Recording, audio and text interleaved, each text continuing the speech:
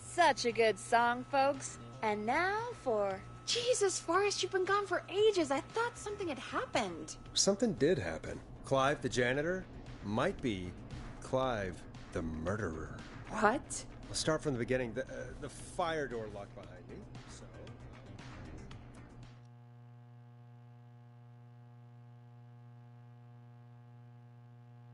Why did you heave that thing all the way up here? Because the basement's creepy as hell, and I don't like standing around down there. Fair.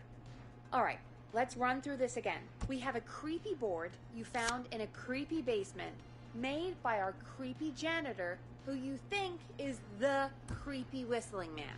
Yep. And on the creepy board are the names Chuck Brody, Kim Walker, Rebecca Allen, and Aunt Williams. Correct. And you think one of these people will be the whistling man's, Clive's, next target. That's right. And we've got to find them. You said there are 4 locations listed there too? The hospital, the power station, the gas station, and the trailer park. Clive must think the target is at one of those locations. Forrest, you're gonna have to figure out if any of the potential targets are at one of these locations tonight. Hit the button if you need any help.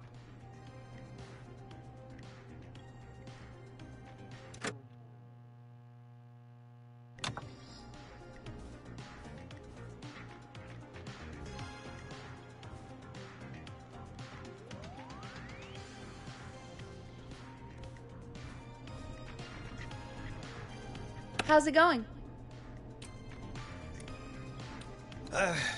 It's not going well. I could use some help.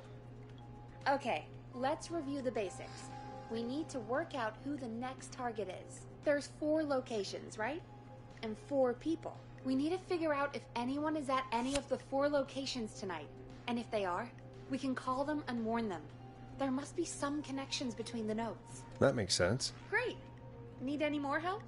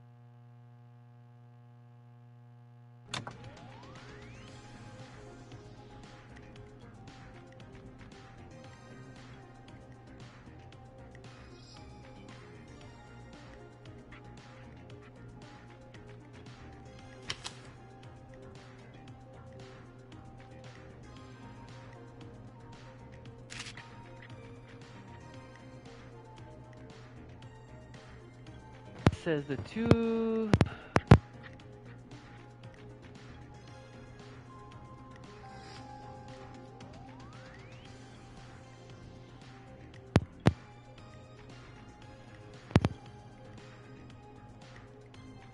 Okay, hold on.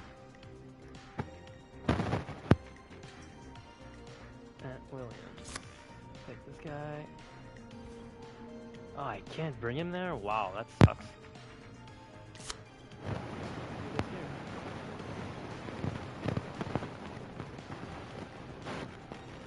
This guy with the power station.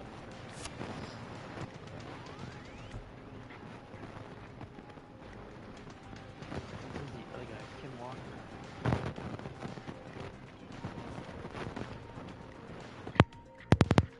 Okay, Justin. Talking about horror movies while assembling the big wheel, which led to various construction mistakes. They have been ordered to do community service for a total... Ah, damn it, on the other side, I bet. Oh, it's ripped.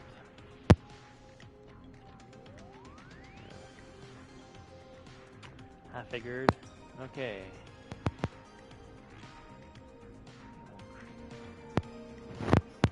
Announcements. We would like to celebrate the marriage of Kim Walker and Pete Stein.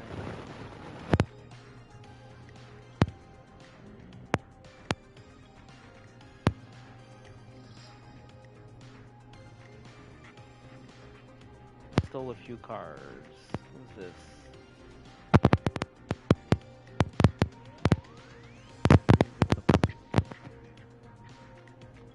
For more info.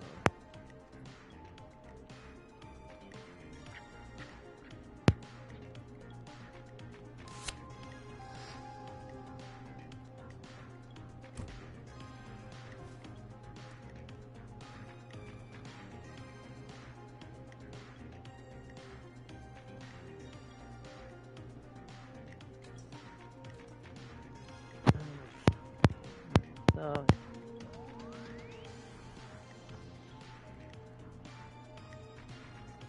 12 of which were students from Where's Rebecca Allen thing? Festival of Disaster.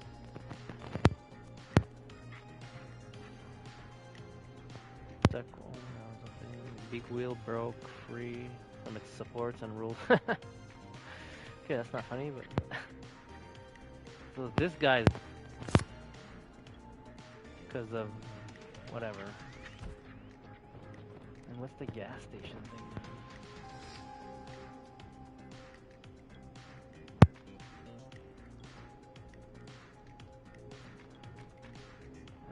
Crime syndicate.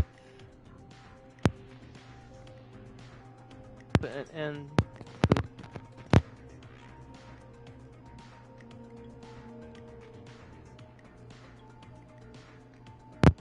okay, who did you 24 arrests. Okay, never mind.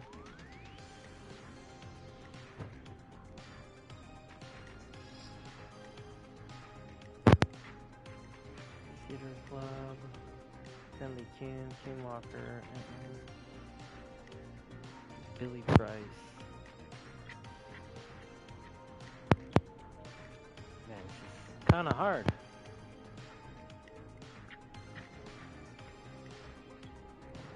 Who's Kim Walker? Kim Walker.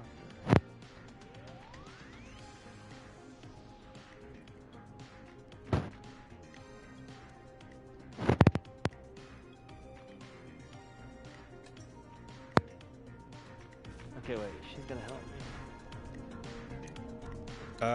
Yes, please. Sure. I think you should be methodical with this. Try grouping the notes by who they're about. You could also have a look at the dates and make a timeline. Maybe that will help rule out potential targets first. Got it. Thanks, Peggy. No problem.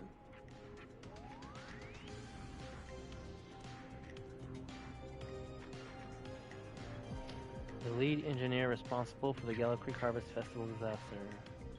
They say you learn from your mistakes. Well, turn mine into a career.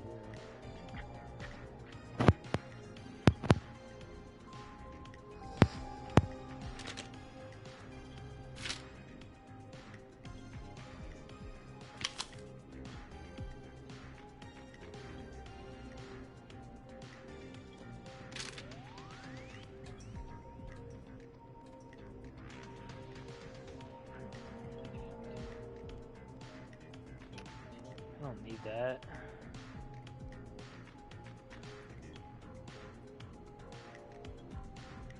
Local doctor Kim Walker recommends all local. Okay, she's a doctor.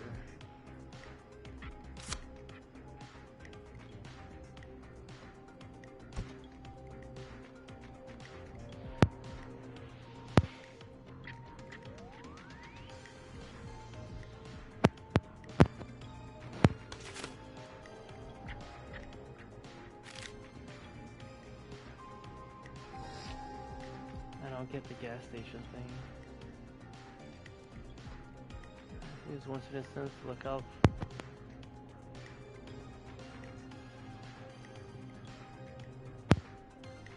Okay, this separately here.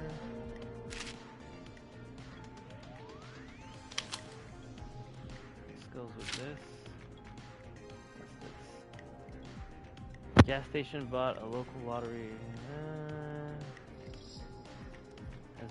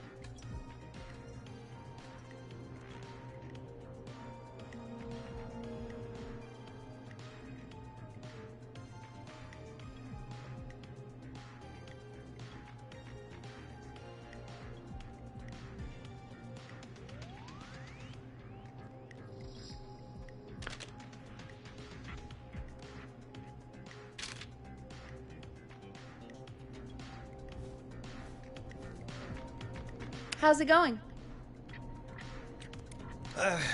It's not going well. I could use some help. Okay, let's review the basics. We need to work out who the next target is. There's 4 locations, right? And 4 people. We need to figure out if anyone is at any of the 4 locations tonight. And if they are, we can call them and warn them. There must be some connections between the nodes. That makes sense. Great! Need any more help?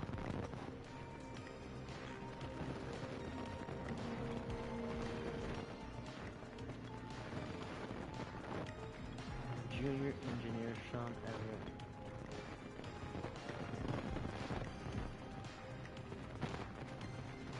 When's the big wheel? Oh, there it is. This.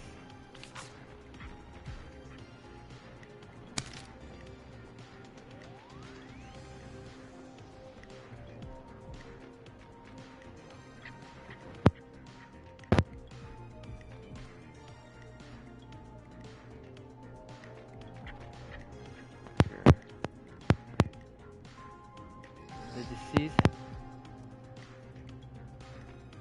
What is the?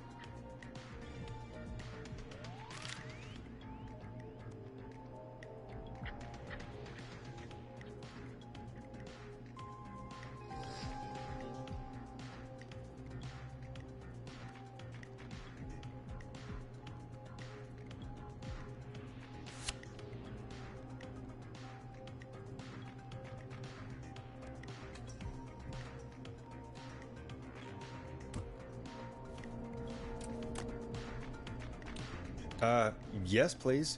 Sure. I think you should be methodical with this. Try grouping the notes by who they're about.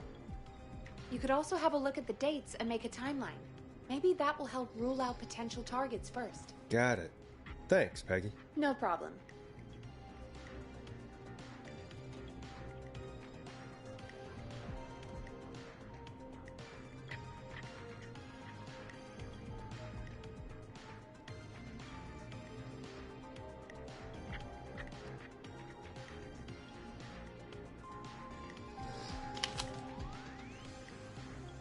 That's after though. That's good there.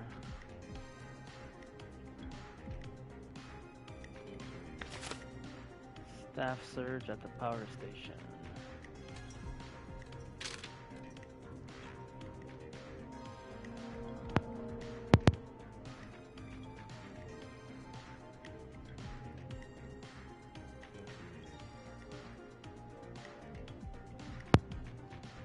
I don't think I'm gonna wing it.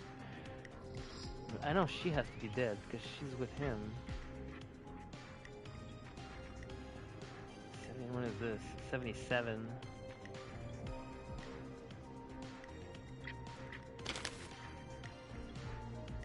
What's this? Sunday, November 3rd, 86.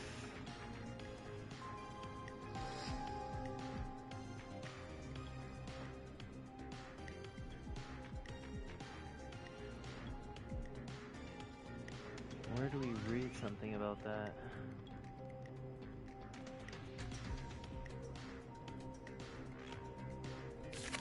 He's the cause of this.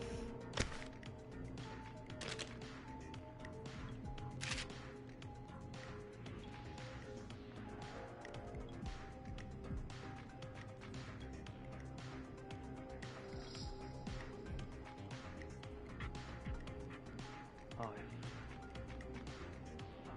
that's not it.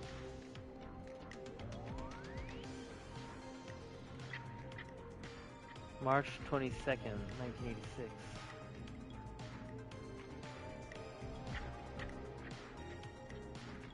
Is there a date on this?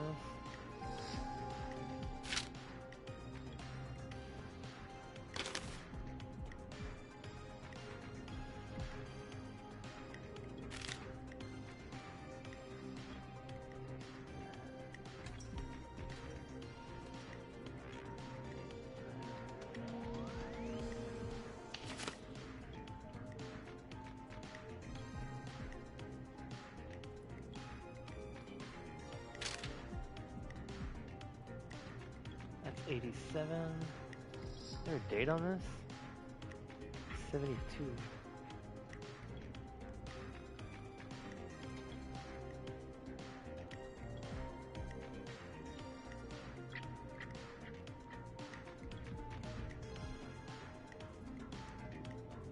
Diary of a Car Thief.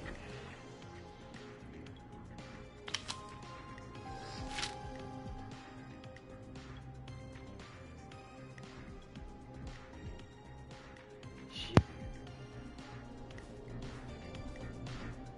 How's it going? I'm okay, thanks. Think I've almost got it. Good luck.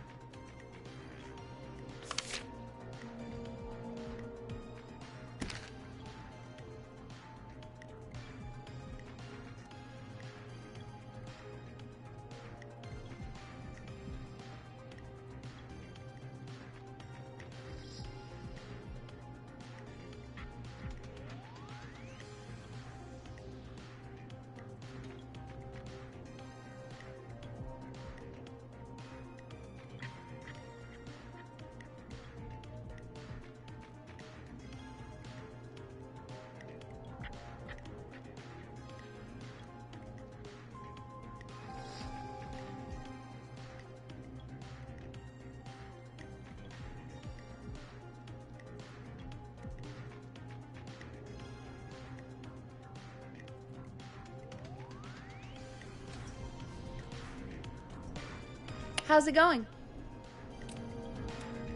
I'm ready, Peggy. Are you sure? We've only got one shot at this. I'm sure. Let's do this. Okay, name first. Who do you think the target is?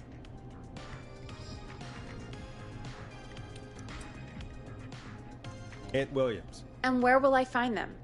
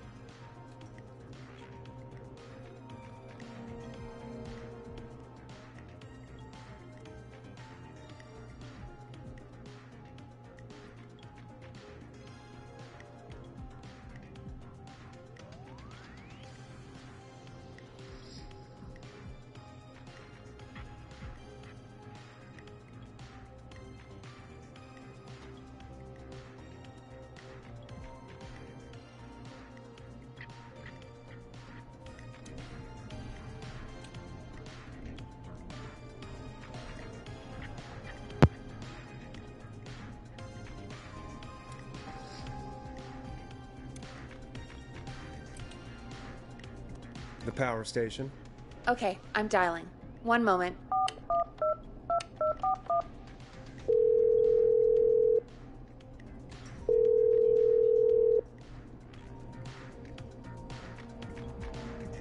Forrest, I'm through to the power plant, but they say there isn't anyone by that name there. What? Then who? Jeez! It sounds like something blew up. He's using bombs now? Oh my god. The call board, one moment. Forrest, I'm getting so many calls. Just let me... I'm gonna take us off air for a moment. Peggy, what's happening in there? Peggy! I'm back. He blew up the gas station, Forrest. Okay. I spoke to the fire department and the hospital. The fire department is useless now, as you know.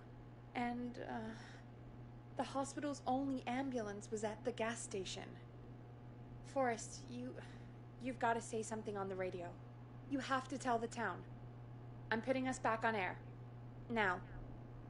Gallows Creek, I don't know how to tell you this, but, the gas station's been bombed. Please, everyone, stay safe, stay inside, and... oh, just bring us into some music, Forrest.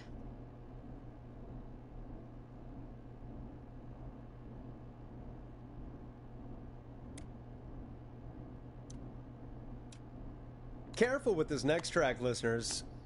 It's dynamite. Forrest!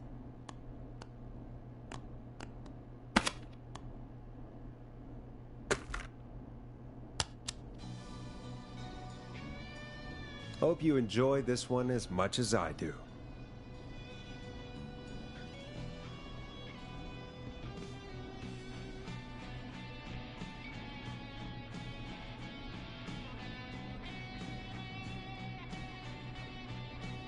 There's gotta be more in the basement to show us who Clive is targeting. And if that's the case, we can get ahead of him. Stop the killings before they can happen. Forrest, we need to go back down. By we, you mean me, right? Yep. Like I said, I need to handle all these calls. Maybe start with that creepy mannequin room you mentioned before. I still have a lot of questions about those, by the way. Me too.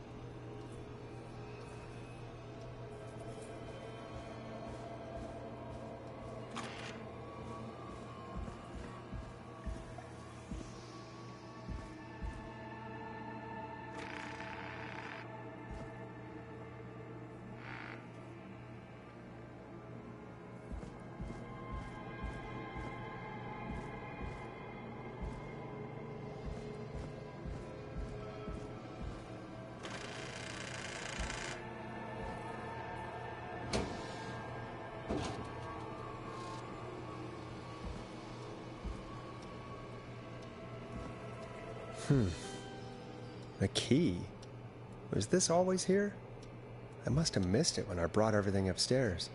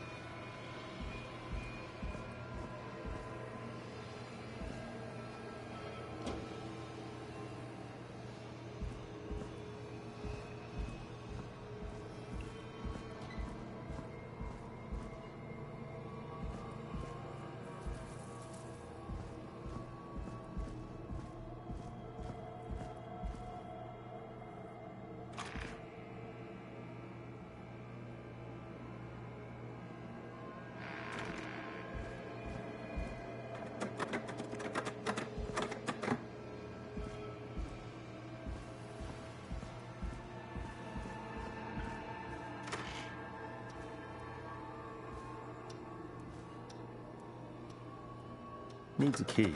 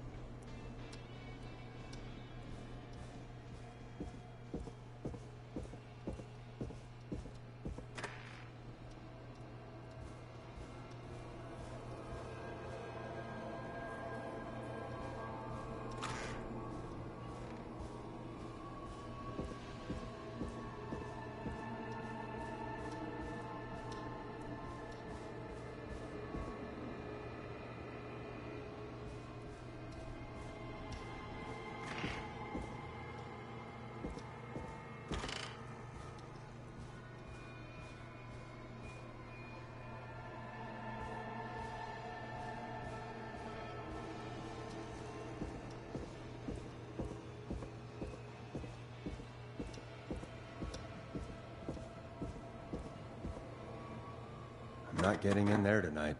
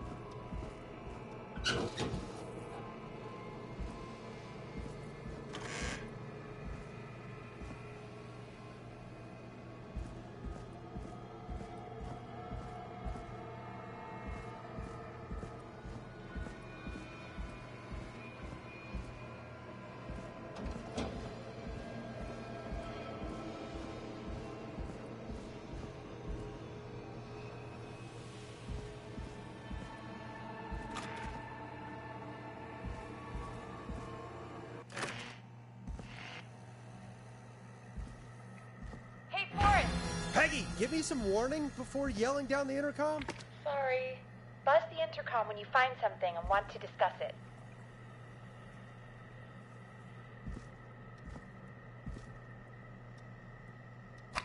Peggy, I've found a tape and a map down here. A map of what? Looks like it might be to somewhere in this storage area. Weird. Well, maybe the tape will give us more information. Give it a play.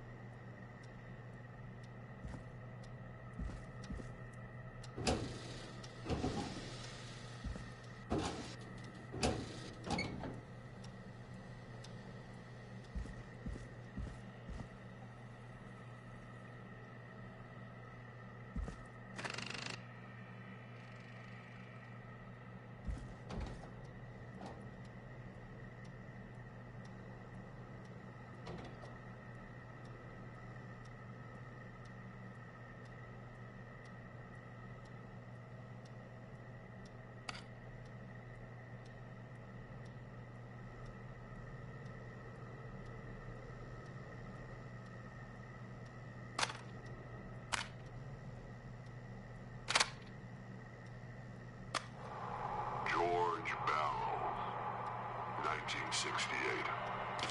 That's when this all began for me. Follow the maps, find the tapes. I'll be waiting. Wait, George Barrow? We all heard that he drowned after a night out drinking. Was it actually Clive?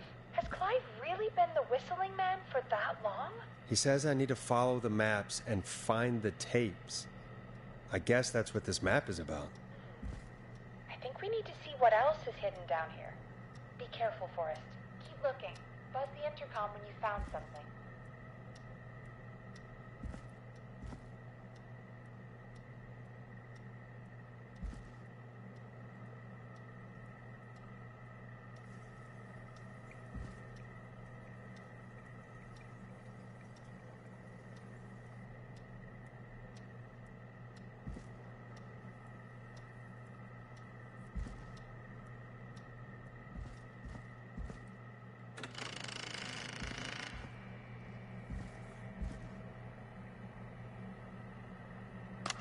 Time of autopsy is 7 a.m. Cause of death is asphyxiation from drowning.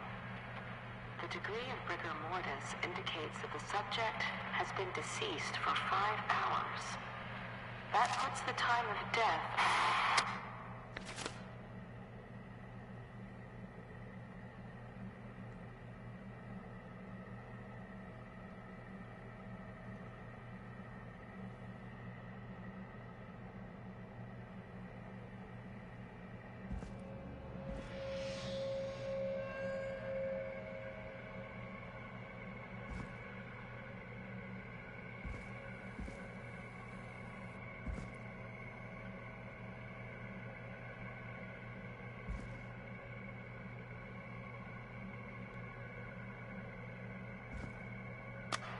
Preliminary toxicology results shows no signs of inebriation.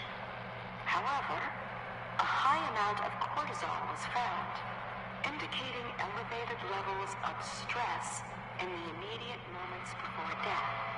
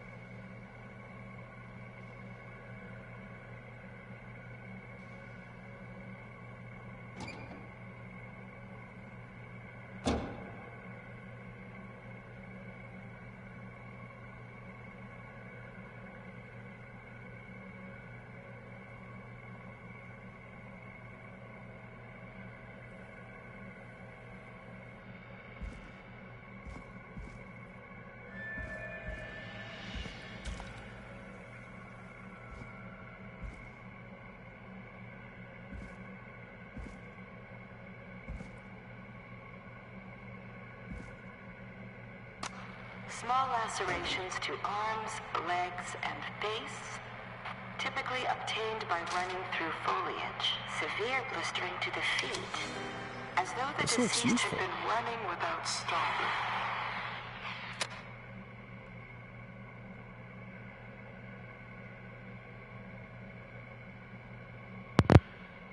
Let's see.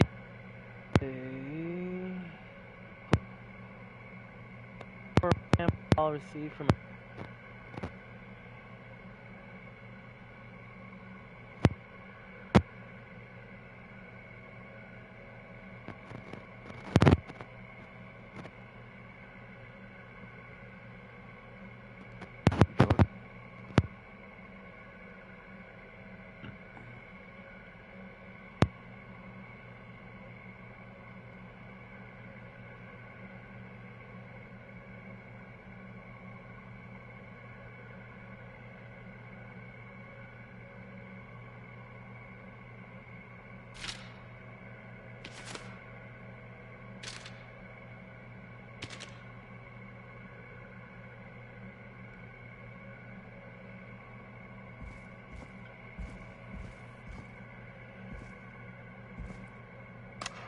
Preliminary toxicology results shows no signs of inebriation.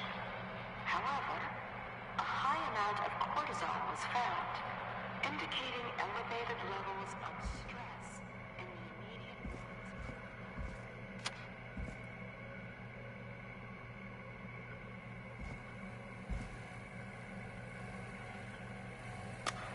Additionally, there appears to be a post-mortem injury to the arm. It looks like it was trapped in a car door.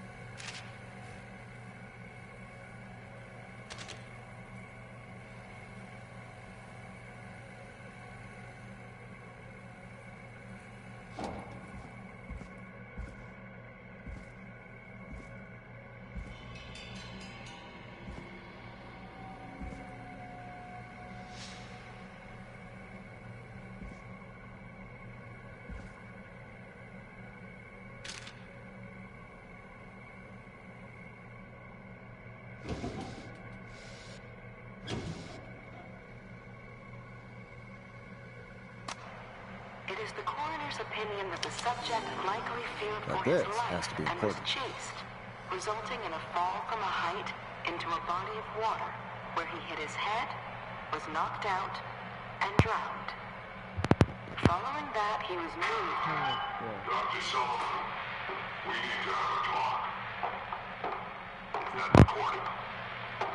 Shut it off.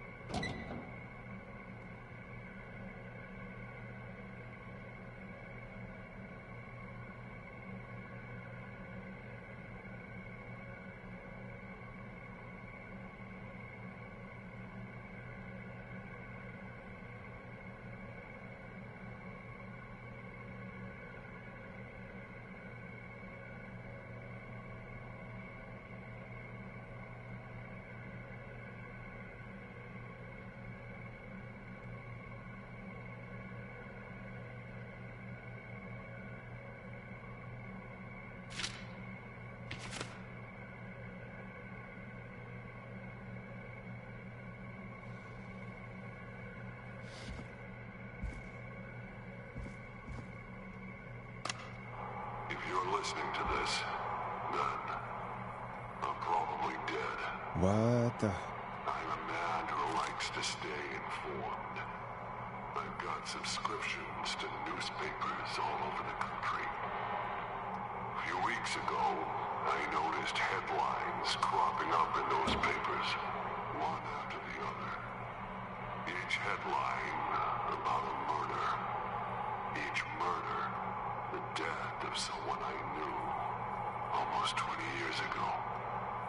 And each one drawing closer to Gallows Creek. Drawing closer to the anniversary. None of us are innocent, but I don't think we deserve killing. All I hope now is that I can save some folk from the worst that I can. I don't know. Do something to make up for what I did back then, I guess. I didn't kill anyone, mind you, but that's past mattering.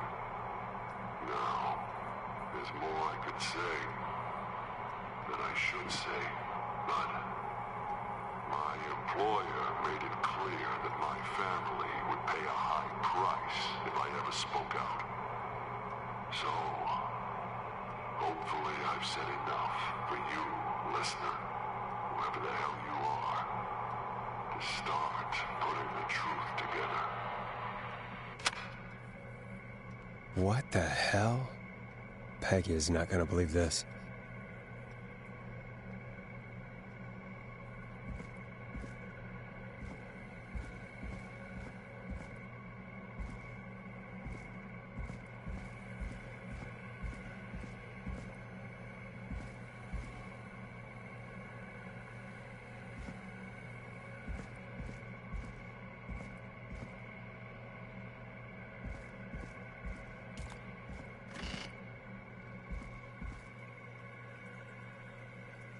What have you found, Forrest?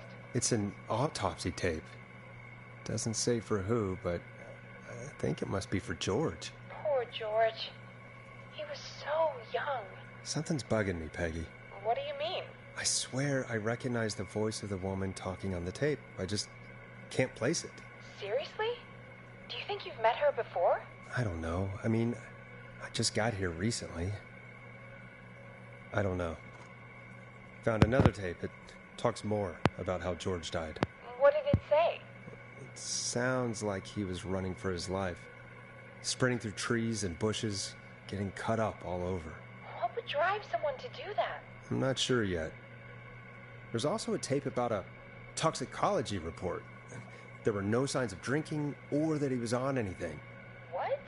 But everyone said he went swimming drunk and drowned. It was in the newspaper and everything. I found a written autopsy report. What does it say? According to that, it's just like you said at the start. George drowned after getting drunk. Said he liked to fight, too. But that contradicts the tape. I know. And I think I know why. There's a note with the report that says, "I'm sorry I made you do this, Virginia." If it was on the autopsy report... Wait, the caller from earlier. When we had to call the takeout restaurants. Wasn't her name Virginia? We need to call her back once we finish down here. It looks like she might know something about what's going on. I found a tape that introduces a new detail to the story. Post-mortem injury. Apparently, his arm got caught in a car door. A car door? Yeah, after he died. How do you suppose they can tell? How can they tell?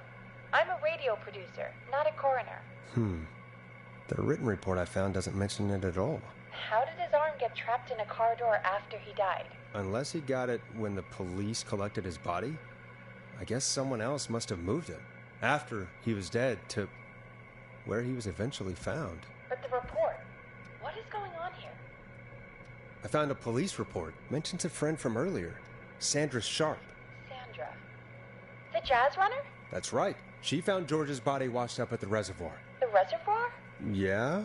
What's strange about that? George got cuts from running through foliage, right? But there's no forest around there. Also, how did it wash up at the reservoir? What do you mean? Reservoirs don't have tides. But that's what the police report said. It's not possible, though. I did a school project on reservoirs and got an A. But, yeah, not important right now. The important thing is that it doesn't make sense. What are you suggesting, then? That the body was originally found somewhere other than what the report suggests? That the sheriff tried to cover it up, but accidentally let something slip? Something like that. I think. Well, Sheriff Matthews wrote the report. If he hadn't been eviscerated, we could have asked him. True. But Sandra is still alive. Once we're done down here, we should give her a call. In another tape, the coroner comes to the same conclusion as I did. George was running from something. Maybe an animal? Maybe, but then there's this next bit, where the coroner thinks he was moved post-death. So she agrees with us. At the end of the tape, someone burst in and demanded Virginia stop recording. I think it was Clive. This is starting to make sense now. This is a conspiracy to cover up what happened to George. I think I found Clive's last recording. I think Clive might be gone. Gone? I found a confession. Not for any killings, but for playing a part in covering up George's death. He left this behind in case he died. He hoped someone would find it. Do you think the whistling man already got him? Possibly. We've had a lot of callers tonight, but maybe not every victim made it to the phone, you know? We don't know how many there really are. Christ, Forrest, that's dark. I know, but Clive said he had read about other murders in other towns, and that the murders were all folks who knew about the incident. And the killings were getting closer to Gallows Creek. He said he wanted to do something good for once. The board in his office. He wasn't tracking people down to kill them. He was tracking them down to save them. Ugh, why didn't he just come out with all of this? He said his employer threatened his family if he spoke out about any of it. His employer? The one who orchestrated the cover-up? Oh, Clive. I'm sorry for thinking you'd killed all those people. Do you think you found everything? I think so. Forrest, what's going on here? Someone wanted that boy's death to seem like an accident, and they hired Clive to make it look that way.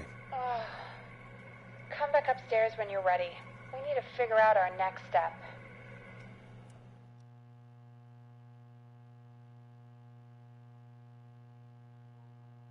Thank God you're back, Forrest.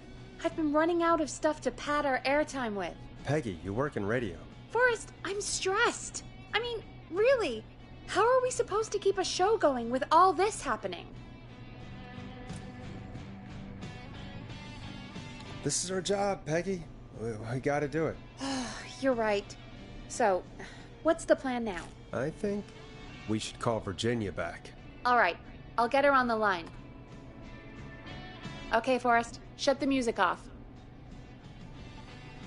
Hello again, Gallows Creek. This is Forrest Nash.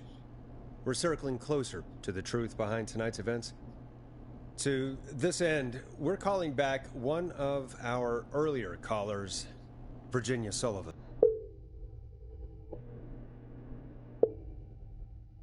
Fremen Plunker here? Who's this? Is it you? Goose. Plunker, hey, it's the Radio Man, Forrest Nash. Radio Man? What's up? Solving mysteries, saving lives. The huge. Right on. Plunker, what are you doing at Virginia's house? She asked if we could stay to keep an eye out for that whistling turd. So we're hanging out, bro. Well, that's big of you, Plunker. No, it's nothing. Can I speak to Virginia? Go get her. Who is this? Hey, Virginia, it's Forrest. I'm glad you're still okay. Oh, Forrest. Sorry, I'm still jumpy. Sorry to hear that, but listen, hey, we need to talk. What about? We're calling because we think you can help us understand why this is happening tonight. Me? What would I know?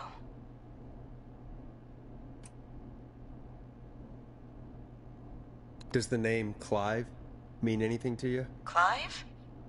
No. I don't know that name. What are you asking about this for? You mentioned that name earlier when you called us the first time. I don't know what I said then. I was petrified, Forrest. Clive's the janitor at our station, and we know you spoke to him in the past. Forrest, please. You don't know what you're doing. He'll come for me. Virginia, it's okay. Clive won't be coming after you. We think Clive's dead. Dead? But isn't he? He's the whistling man, Forrest.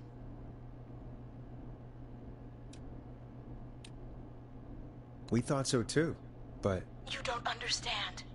All those years ago, It's okay, Virginia. He's gone. We found evidence to suggest well... And we found your autopsy reports for George Barrow. How? I saw him destroy them. Well, he didn't. I don't know if he kept them or made copies or what, but we found them. And we know it's related to what's happening tonight, which is why we called you. Why did you write a false report? All right. One day, Just I came into come work clean. to find a boy on my slab. And as I finished the autopsy, this man, Clive, he just burst in. And he started making demands to give over the reports, to falsify what I found. Of course I said no. But, well, when someone wants to make you do something, they can use the carrot or the stick.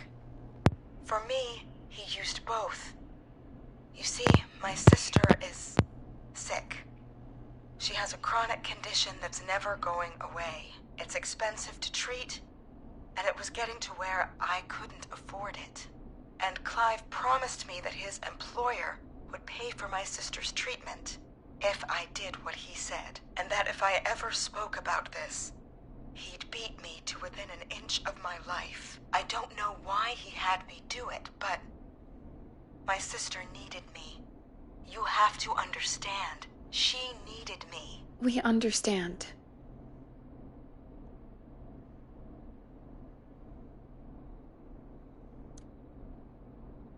Thank you, Virginia. That was brave. God, I just want this nightmare to end. This will help end it, Virginia. Thank you. Stay safe, Virginia.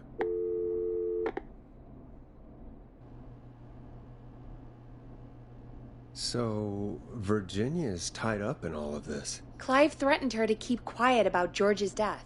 But for who? Why cover up these details? Well, we know Sandra was involved in George's death. Do you want to call her? I do. Alright, but before we go asking questions, I think we should know what we want to ask. Is that fair? Yeah, we need to ask her about finding the body. She was the one who discovered it, but something just doesn't add up. 100%. She knows more than she's saying. I wonder what she's hiding. We'll hopefully find out soon. Anyway, just be careful when you're talking to her. Don't push too hard. We don't want her to hang up. I'll be careful. Alright, calling her now. Hopefully she's at her jazz studio. Aha! Forrest, you're through. Hello, this is Sandra at Jazz Pizzazz Jazz Studio. Who's this? Hello again, Sandra! It's Forrest Nash of 189.16, The Scream. And you're live on air. Oh, I always thought folks called into a radio show, not the other way around. How jazzy. What can I do for you? Well, we're trying to understand what's behind the attacks tonight. We had a few questions. Why, Forrest, of course. Heck, after the way you saved my life, I'd say yes to just about anything you asked.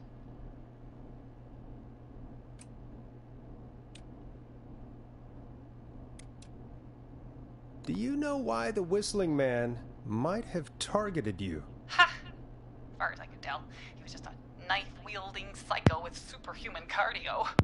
He'd chase after anybody. Right. Well, we think he might be chasing specific people.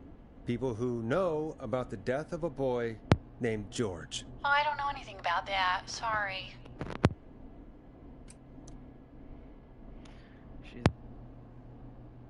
Sandra, we know you found George's body. We have the police report. I don't know what you mean. Don't be a liar, Sandra. It doesn't suit you. I'm not lying. Oh, look at the time. It sure is late. I have to go. I'll drive home now, or just drive. I'm sorry. Well, I might have gone a bit hard on her. a bit? All right. Let's just move on. Well, folks, if anyone out there has any thoughts on what's going on tonight, please call in. That's good timing. We've got a call waiting just this second. Welcome to 189.16 The Scream, with me, your host, Forrest Nash. Hi, Forrest. I know this is really out of the blue with everything happening tonight, but I wondered if you could send this special birthday message to my uncle. You know what? I'd welcome a change of pace. I'd be glad to. Thank you, Forrest. He's my Uncle Ronnie. His first name's Peter, but he never liked his name. But since he always had salt and pepper hair, even as a kid, can you believe it? Folks always called him Pepper.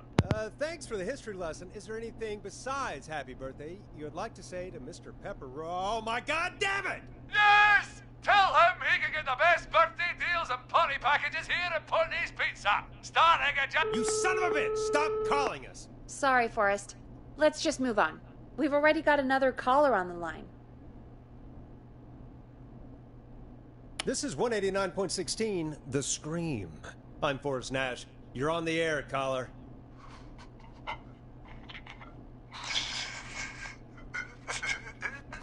Caller.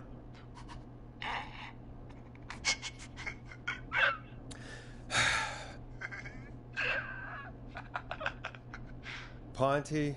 Ponty's Pizza always delivers. Come rain or sleet or whistling man, we'll be there.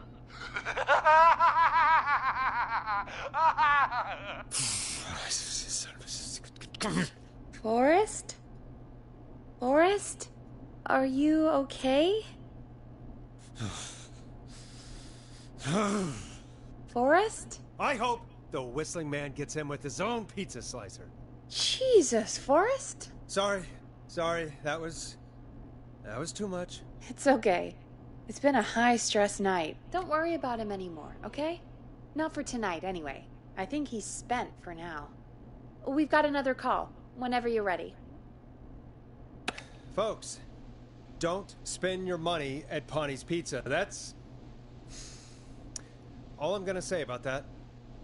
Moving along, I'd like to welcome another caller to 189.16 The Scream, with me, Forrest Nash. Who, may I say, is calling? Well, hello again, Forrest. Dawn. I bet I know why you're calling. I'm sorry I didn't play your song. There's a lot going on. But please? Never mind that now. First, I'm calling because I need your help.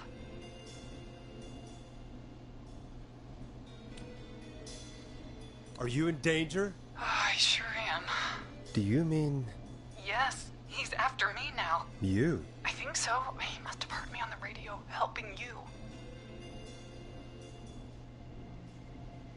Helping? You didn't exactly help. Maybe I've been helping more than you know. I was out following a lead, trying to work out who would be next, after Chuck. And what happened? And I started to feel like I was being followed. So I came back to my apartment building, but this newfangled security system has me locked out.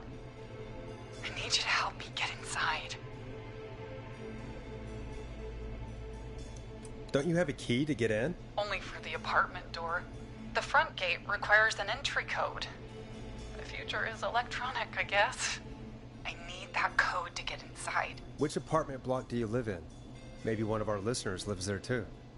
It's the new Woodside apartment building between the town hall and the trailer park, but I doubt any of your listeners live there. I don't have many neighbors. Sounds like a prime piece of real estate. Sound really carries at night. Shit.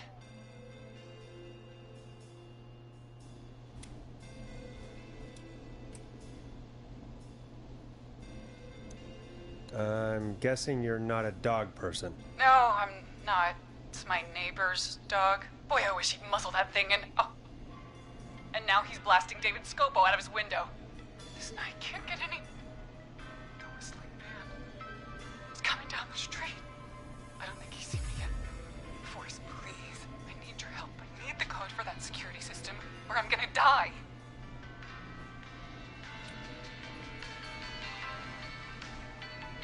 What's the name of the security system? There's a sticker on the box. It says Starling Security 4000. There's a keypad, and it looks like it wants a 6-digit number.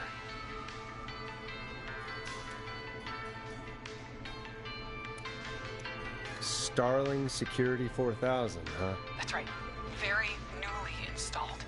I need the key code before the whistling man gets me. Yeah, of course. Don't worry, Don.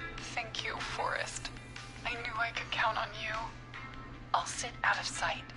Call me back soon. All right, folks. Here's a little tune for you all to enjoy while I try to break Dawn into her apartment.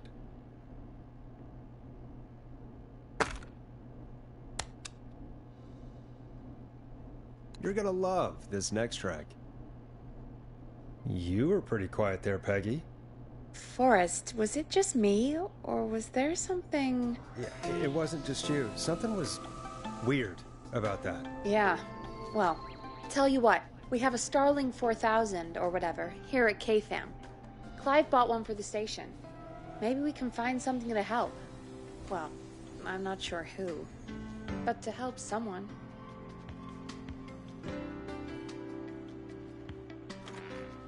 Okay, so she's locked out of the Woodside Apartments, and somewhere, Clive probably has the papers for the Starling 4000.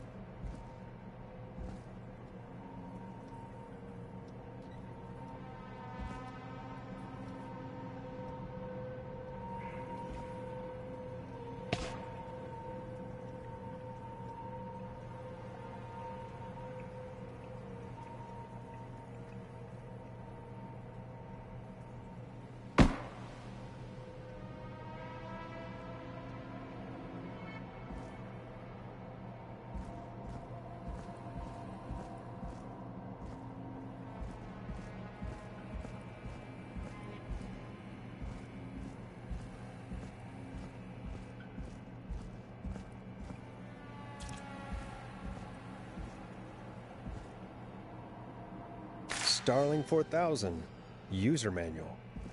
Ah, these codes should come in handy.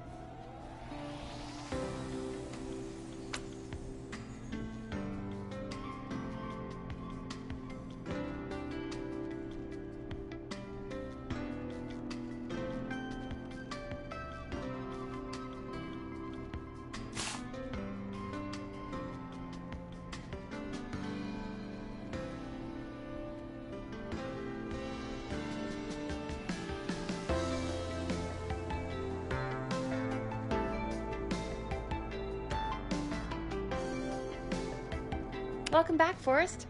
Find anything? The Starling 4000 security manual. It's got a bunch of codes. Good. And did you find anything else? Nothing, except the manual. All right. Well, I'll get Dom back on the line then, Forrest. I'll let you take it from here. Thanks, Peggy. Line 1, whenever you're ready. Don, are you there? This is Forrest Nash from 189.16, The Scream. Oh, thank God you're back. I'm so afraid. What's the code to the gate?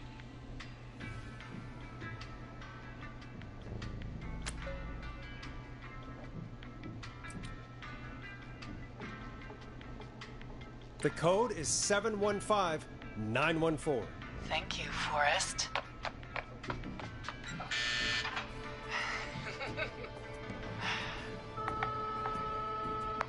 Forrest, what did we do?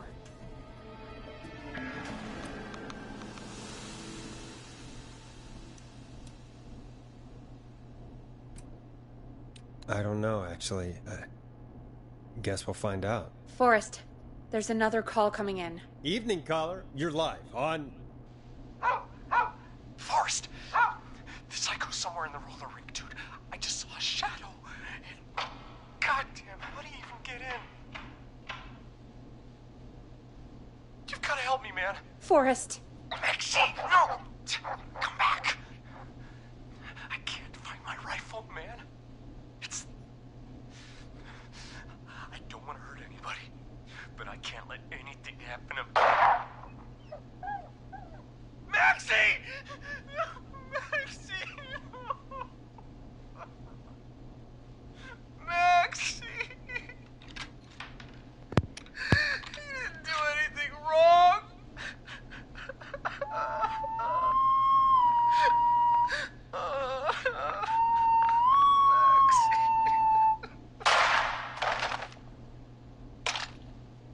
Thanks again, Forrest. Oh, God, poor Ricky. Okay, Gallows Creek. Here's some music while we process what just happened.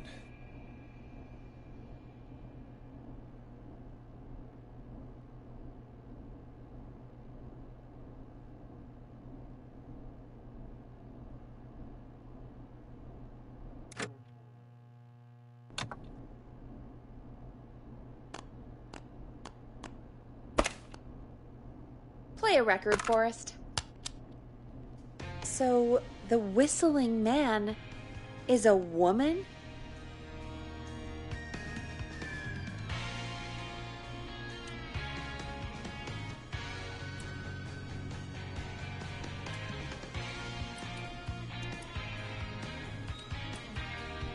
I know. I can't believe it. She called up. You spoke to her multiple times.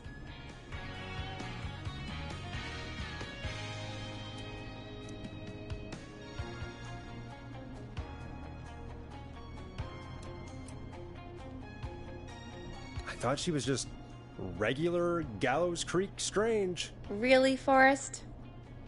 Why do you think she requested that song?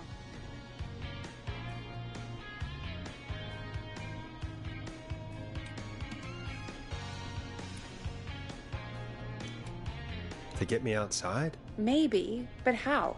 She didn't know the song was outside to start with. That's right. She never actually attacked me out there. So? What now? I guess I should make an announcement. We do have new info. Okay, kill the music and you can make the announcement. Okay, you're live in 3, 2... Hey folks, this is Forrest Nash here. I hope you're all safely locked inside. For those of you listening to that last call, you might be wondering what to make of it all. Here's our take.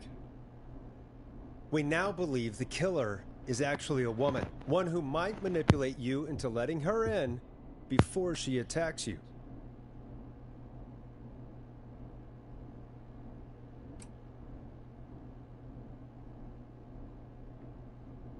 I'm sad to say, but it's time to trust no one.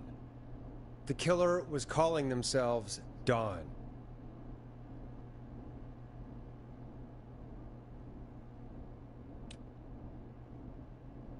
This could be a fake name. If anyone needs help or you have info on the killer, please call in. You folks have my new number, right? It's 911. Hopefully, our next caller can help shed some light on our killer. Hey, we had a call come in. Okay, folks, time to take a call. This is Forrest Nash, and you're listening. Please help me. My name is Casey Moore. I'm at 25 Nancy Drive. My best friend's been stabbed. He's bleeding everywhere. I don't know what to do. Please help me.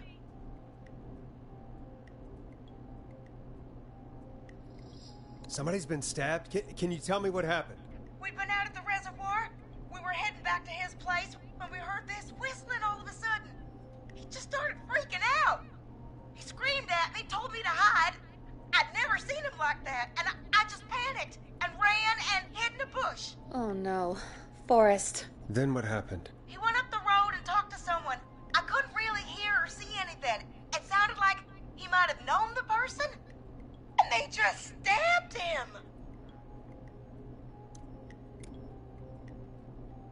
Casey, was he talking to a woman? I don't know. They had a mask and wore all black. That's all I know. Please, we need help here. I'll get you help, but I need to know. Where did the masked person go? They left. They left him to bleed out. I waited until they were gone, then dragged him into the garage and called 911. Wait, why didn't she make sure he was dead? I don't know. I think I heard them say something like, "It's not so funny now, is it?" Before they left, but please, he needs to get to the hospital.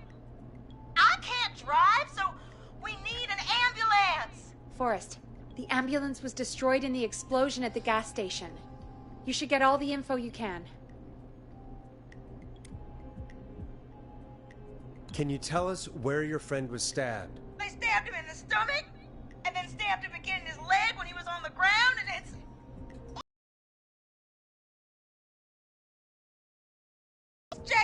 Jason Parker. We'll be right back. Peggy, patch us through to the hospital. On it. Phoning St. Gabriel's now. Switch to line 2.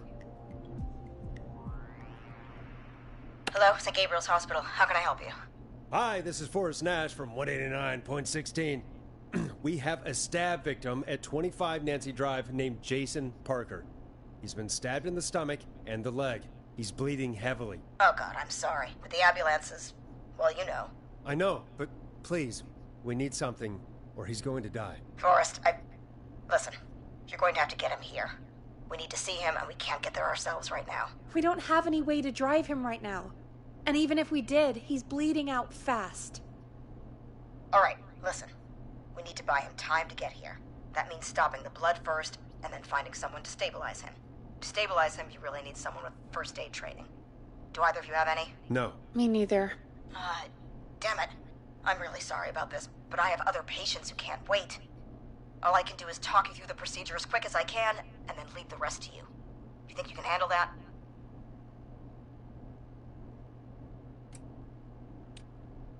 We don't really have much choice. Hit me. Okay, from the top. If he's bleeding out, then you need to get him comfortable and try to stem the bleeding. Lay him down. Apply continuous pressure directly to the affected areas. When the bleeding slows, get a clean cloth of some kind and hold it over the wounds. Get them comfortable. Apply pressure. Clean cloths when slowed. Got it, I think. You said he was stabbed, right? If the object he was stabbed with is still in him, don't take it out. It's stopping the worst of the bleeding right now. If anything, you should secure it so it stays where it is. I wouldn't have thought of that. It makes sense, though. God, that was a lot of info. But I think we can handle this. Glad you got it so far, because there's more to go.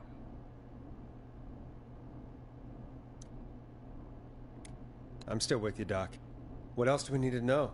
If he's lost a lot of blood, he may enter shock. If he does, act fast. If you applied a cloth and it's bleeding through, don't remove it. Just apply another on top of it. If it's safe, elevate his legs to get blood circulating to his vital organs. Try to keep him warm. Get him to rest and reassure him. We need the patient to stay calm. All right, don't replace bandages, elevate his legs, keep him warm and calm. This is a lot. I'm really sorry. That's as much as I can give you right now. Try to stop the bleeding. Find someone to get him stabilized and get him here as quick as you can. Good luck. All right, Forrest. Casey's still on line 1. Hello? Hello? Forrest, are you there?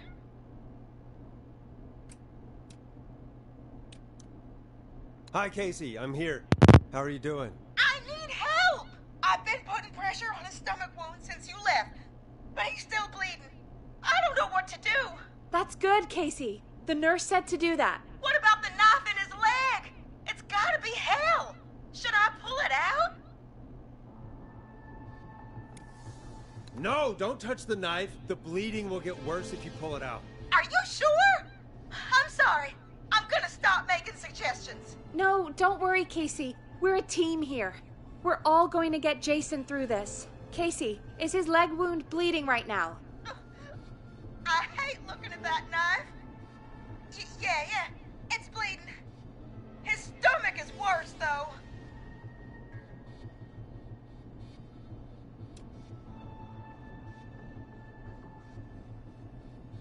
All right, I think we need to leave that knife alone. All right.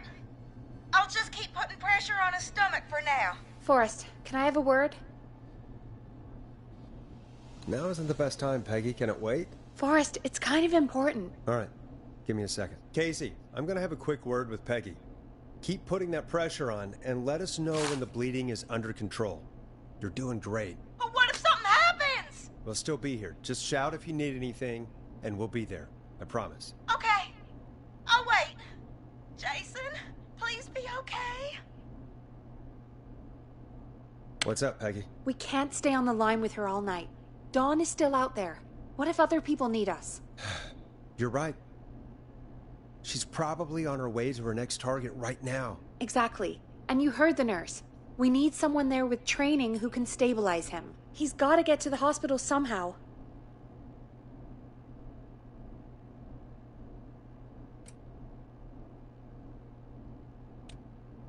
Could somebody nearby help them? Maybe drive them to the hospital? You know, that's exactly what I was wondering. Do you have anybody in mind? I might. A little before you started working here, KFAM did a mandatory first aid training course. Me and Karen missed it because we were away on a producer getaway. You skipped it, didn't you? Never mind. So, how does KFAM's first aid course help us? Casey said they're at 25 Nancy Drive, right? Yeah? Why? They put up a bunch of cheap houses around there about 10 years ago. So a bunch of people here at the station live around there. Do you think any of them could help Casey and Jason? Probably, but I don't know who lives there. And since I missed the training day, I don't know who knows first aid. Could you call them and ask? I don't know everybody's numbers. I've only ever called Karen. Everybody's personnel info is probably in Reggie's office. Got it. I'll look through their files in Reggie's office. It's a life or death situation. I'm sure they won't mind. Right. But there are a couple of problems with that.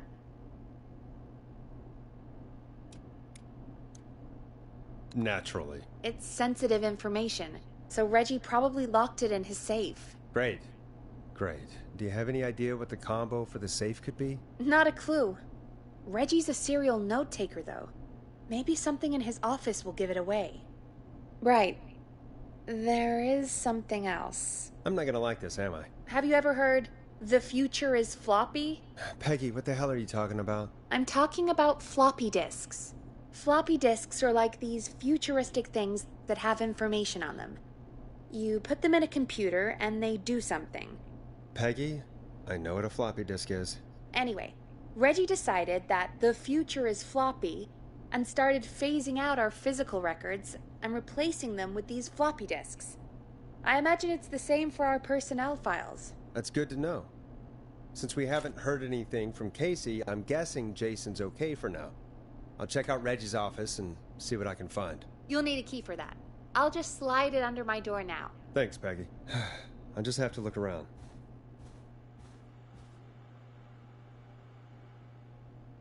Good. I'll patch my mic down to the office so you'll hear me over the intercom.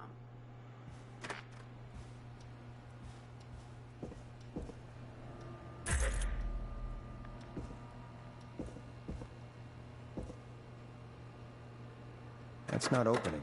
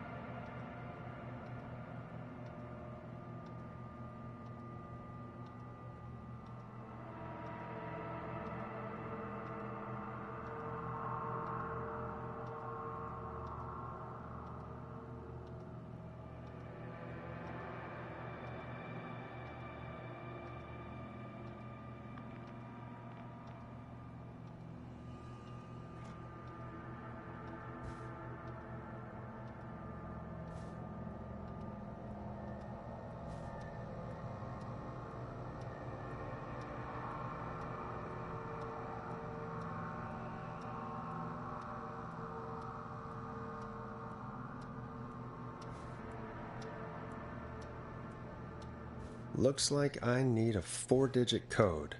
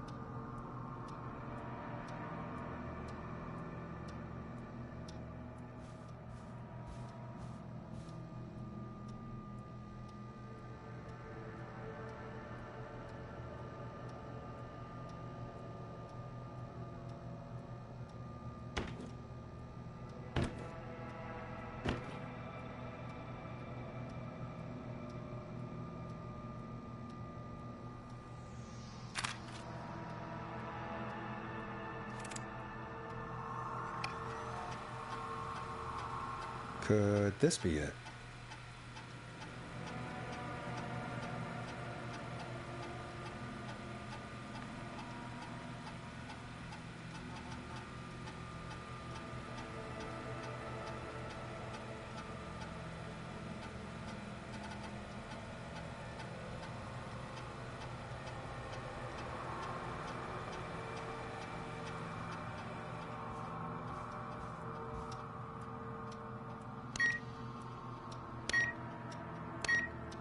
Nice.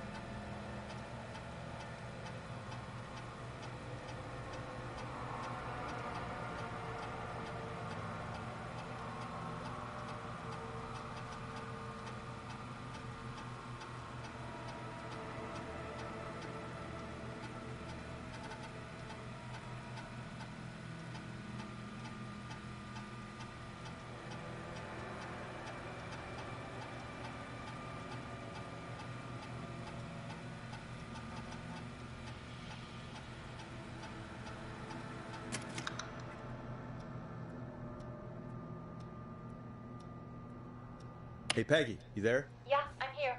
Did you find what we need?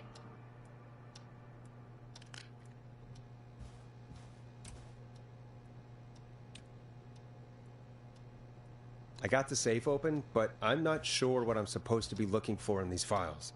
We need to know who can do first aid, and we need them to be close to Nancy Drive. Anything further away than a street or two is probably too far. Anyone who ticks those two boxes is our best bet. Got it. I'll take another look at the files. I'll let you know when I find something, or don't.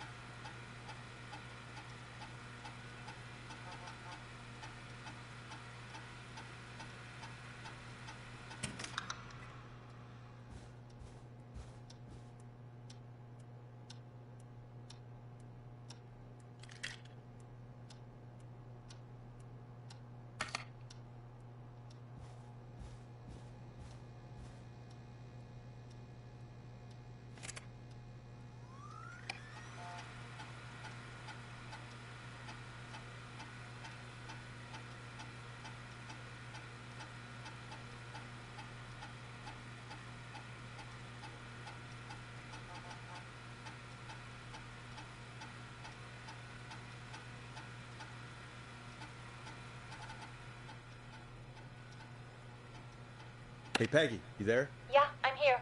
Did you find what we need?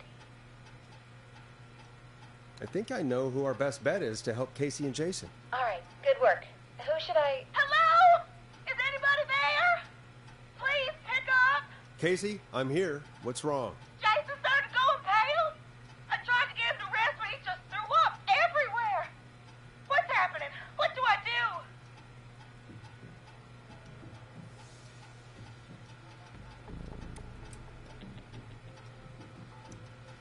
Peggy? I'm drawing a bit of a blank here. Forrest, I think he's going into shock. But the breathing seems to slow down. Did I mess up? Jason, I'm sorry. Casey, calm down. You've done everything right. I need you to listen to me, okay? For Jason. What did the nurse say to do about shock?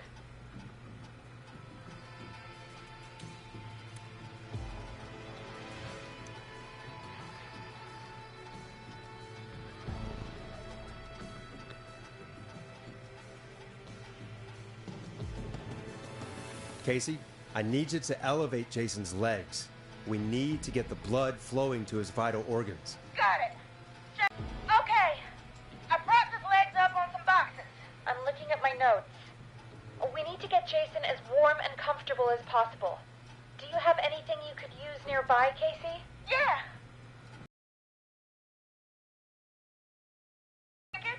Just give me a second. Sorry.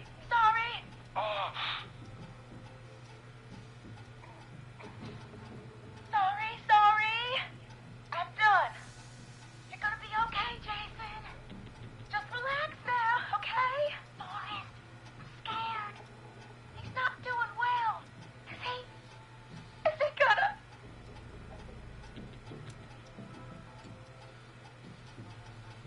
Casey, I need you to be strong for Jason. Sit with him and reassure him that everything's going to be okay.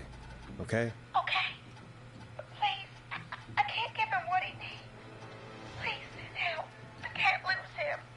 Forrest. We need to hurry. Jason doesn't sound like he's doing too well. You said you knew who to call earlier? Who was it?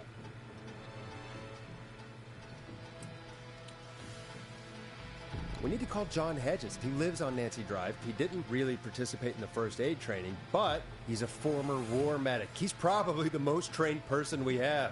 Really? I never really spoke to him before. A war medic, huh? Yeah, and according to Reggie's notes, John keeps all of his old equipment at his house. He's something of a hoarder. All right. What's his number? 542-0735. Calling now. Let's hope he picks... Who the hell is this calling me? What time is it? John, it's Forrest Nash here at KFAM. We have an emergency and we need your help. Forrest, if this is a work emergency, then it can wait until the goddamn morning. Just leave me a note like everybody else.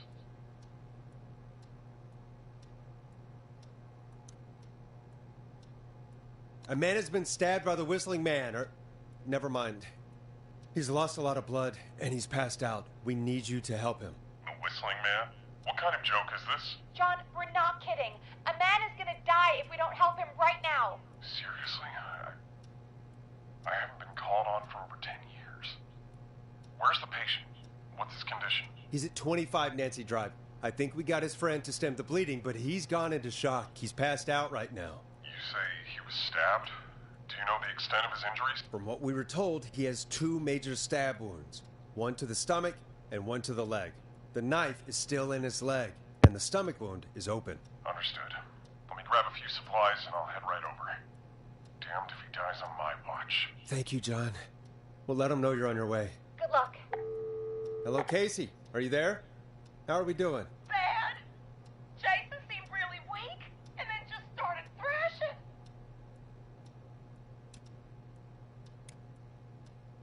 What about now? Is he still thrashing? He's passed out. Please tell me you found someone to help. Casey, help is on the way. My colleague will be there soon.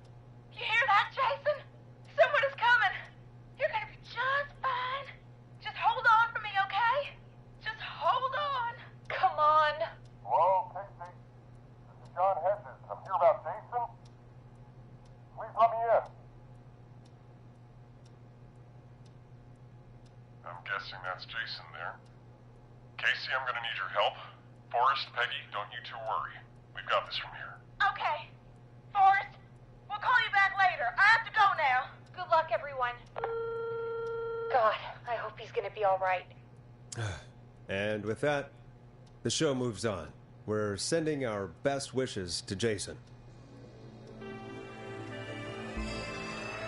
Well, after all that excitement, I think we could use some music. Come back upstairs when you're ready.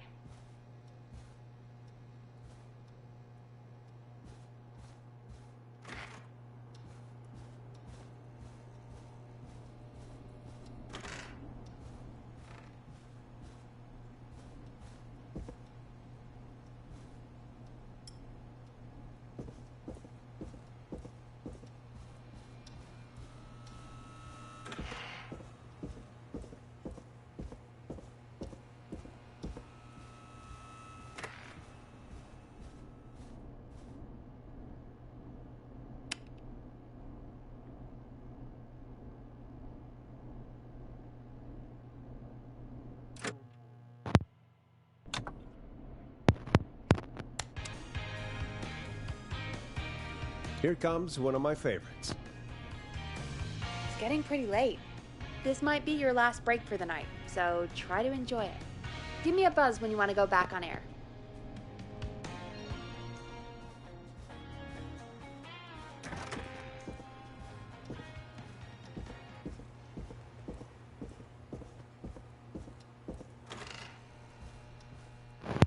I want.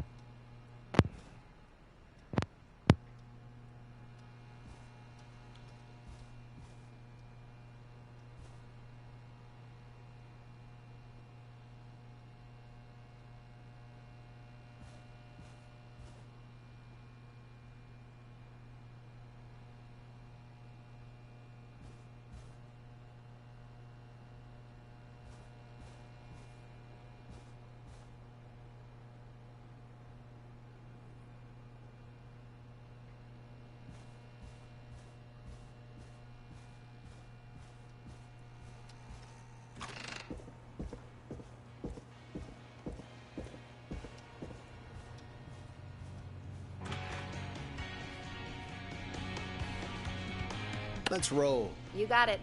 We've got another call coming through, too. When you're ready, shut the music off. Oh, we have another call coming in. But, hang on. What's up, Peggy?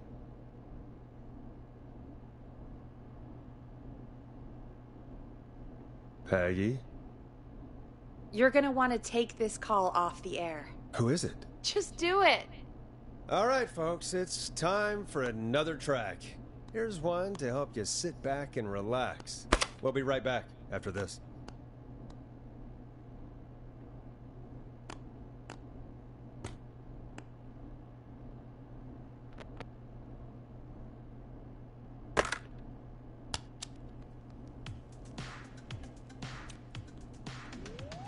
You'll like this next song. I hope this is good news, Peggy. Who have we got? Find out for yourself on line 1. Hello? Forrest, I'm glad I got back through to you. Sounds like it's been a busy night, huh? Surprise! It's Leslie, our 911 operator, leading the charge from Henderson to come save us. It's so good to hear from you. Are you okay? We're doing okay. Sarah and I are both happy to be headed back home. We're happy to have you too. Wait, Sarah? Oh, yeah, I mean Deputy Martinez. Anyway, we got back into radio range a little while ago. We've been listening in, but haven't been able to get through until now. Ever since you found Sheriff Matthews, it's only gotten worse. It's been a long night. Well, it shouldn't be too much longer now. I'm glad I got through to you. I wanted to let you all know what's going on. I made it to Henderson. Turns out somebody had cut the phone lines, and they had no idea what was happening. After I told them, well, their sheriff sent a goddamn squad back with me to stop this. That's great news. That's crazy about the phone lines, though. Do you think the Whistling Man cut them? I'm guessing so. I don't know how the Whistling Man did it. But that doesn't matter right now. Listen, we're coming in hot, but we need your help. I know Gallows Creek isn't a big town, but if we don't know where the Whistling Man is, we can't get him. Her. That's where you come in.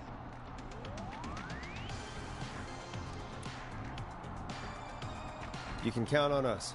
What do you need? It might be a long shot, but here goes. The Whistling Man already called up a few times. I bet she calls again. We're still a little ways out of town, so if she calls, stall her. Buy as much time as you can for us to get in. And while you're talking to her, try to figure out where she is. We'll be listening in, so once her location is known, we'll head straight there and end this nightmare.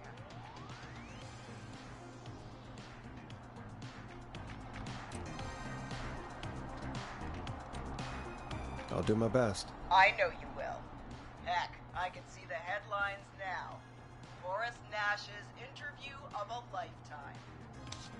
Anyway, I'll radio the other cars and tell them the plan is a go. Hopefully the next time I see you, it'll be with our killer behind bars. Take care now. We'll see you soon, Leslie. Thank God. It sounds like this is almost over. We're nearly through this.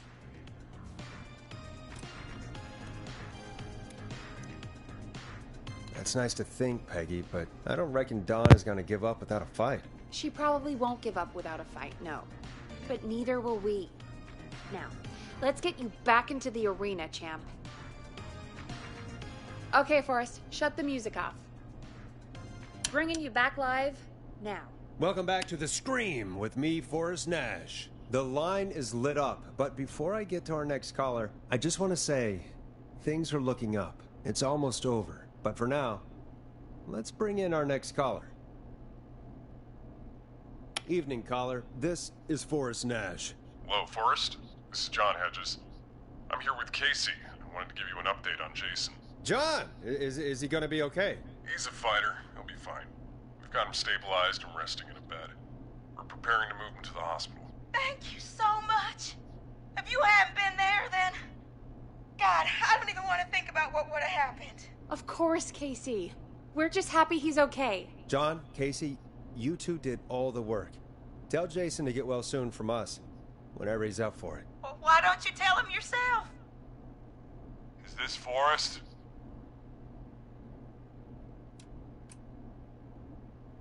The one and only. I hope you're feeling better. It's good to hear you, Jason. How are you? Oh, well, you know.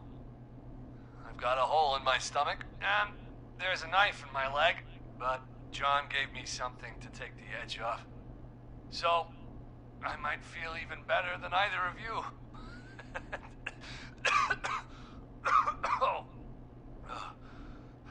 Take it easy until you get to St. Gabriel's. I will. But, before that, I needed to call you. I'm guessing the Whistling Man is still out there?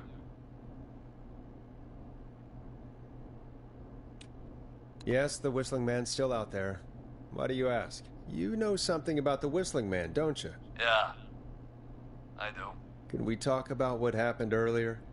Go for it. Casey said when you were attacked, your assailant said something like, "It's not so funny now." Do you know what they meant? I do. I've heard that voice every day in my head for almost 20 years. Every day? Does the killer live in Gallows Creek? No, not exactly. Hey, guys, I'm really sorry, but there's a call on the other line. I just need to make sure we don't have another situation brewing. You fill Jason in on what happened. I'll be right back. Forrest, have you ever heard of somebody called George Barrow? The boy who drowned? Sounds like everything's finally coming out now. It's been tough to hold it all in. Sounds like you've been holding back about something awful, Jason. I'm part of the reason my best friend is dead, Forrest. And the few who knew about it said if I ever said anything, I'd find myself in jail. For a long time. It was hell. And then the town just moved on. Like he'd never existed.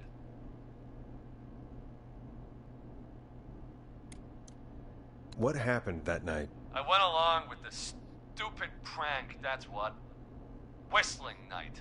Some of the guys on the football team had an idea for a way we could haze the newcomers. We decided to plan a party in the woods and have the Whistling Man crash it. It was stupid. We each had a role. I was the stabbed friend. At the party that night, I left the group for a second. Met our Whistling Man. Pretended to get stabbed in front of everyone. Started an almighty panic, those screams. That was the last time I saw or heard George alive. How did George die, Jason? I don't know. I was playing dead. But when I heard her scream... Her? Yeah. George's girl. Do you remember who she was? Yeah. He called her Bean. I heard her again tonight, Forrest. Her name was... What? What happened? Are we still on air? No, we're not. Seems like the power is completely gone. How do we get it back on? I don't, we can use the emergency generator down in the basement. Reggie picked it up a while ago in case we ever needed to do an emergency broadcast. An emergency broadcast? Emergency? You know, nuclear war, alien attack, broadcasting a serial killer's location to the cops so we can end this nightmare. Fair point. It's in the storage area, in the far back corner, up on the wall. You might have spotted it earlier when you were digging around for all those tapes. It'll have a big red button. Just press that. I'll see you when you're back.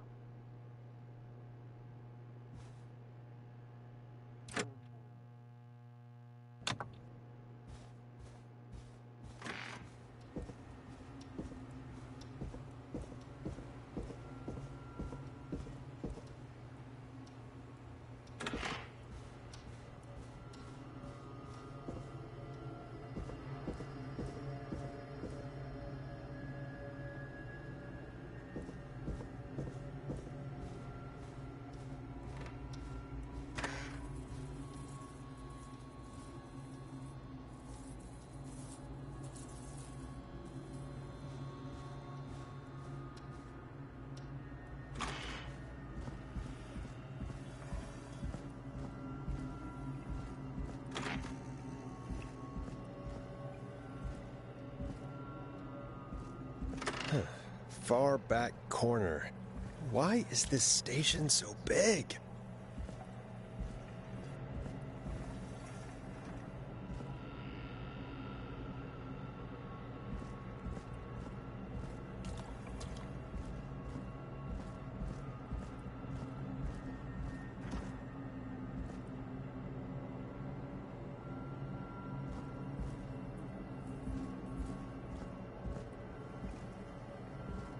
That must be it. Boom! We've got power.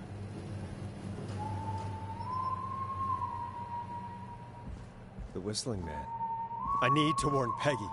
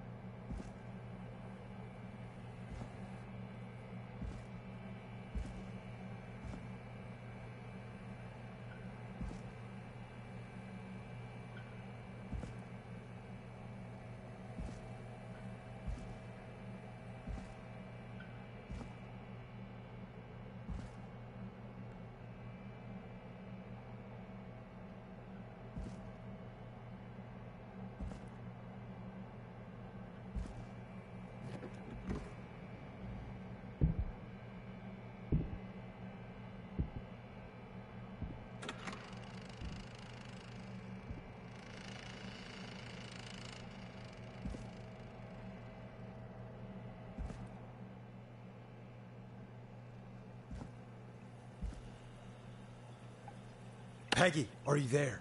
Are you... Peggy! I need to get back upstairs.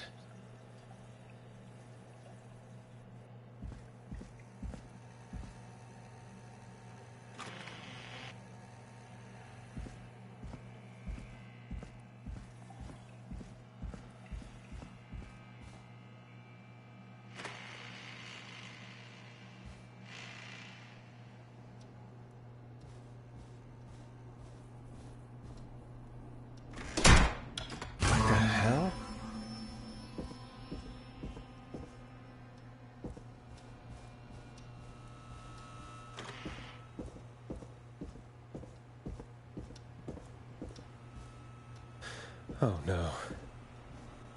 Peggy! Where'd you go? What the... No way. This can't be happening.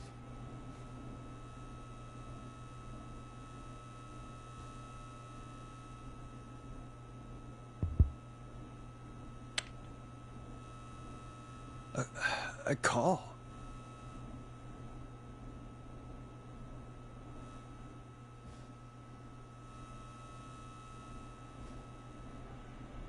Did Dawn press the Peggy button? Did she want me to hit it on my end?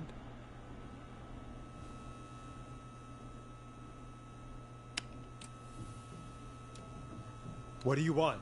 Good to talk to you again, Forrest. You know, I've really enjoyed our chats tonight. Where's Peggy? Have some patience, Forrest. It's almost the end of the night. Almost the end of the show. But it's not over just yet. Got a little time still. So let's make the most of it. What do you mean? Make the most of it how? Well... Huh? I thought we'd end tonight's Whistling Man special with a special guest. The one who started it all. Let me take that out of your mouth and... You crazy bitch! Let me go! Welcome to the air, Mr. Teddy Gallows Jr. Wait. It's all gonna come out tonight, Teddy. Your daddy and his money saved you 20 years ago. But even if he crawled out of his coffin with all the money in the world... Wait, where the hell is Teddy? How are you talking to him if you're here with me? Because I'm not there with you, Forrest. I'm here with Teddy. And if he says where that is, well, he knows he'll get it. Wait, then... Who am I looking at? Forrest Nash, let me introduce you and all of Gallows Creek to my boy, Henry Barrow. I'm sorry. This is a lot to take in. You've got no idea. So there were 2 whistling men tonight. Of course. That explains how you were always able to get around town so quickly. Hang on. Did you say Barrow? Then are you? Let me just get this mask off. Damn uncomfortable thing. No wonder Mooney went crazy wearing this. There we go. Marie Campbell? George's old girl. Oh, well, it sure has been years since I last saw. Oh, God damn it.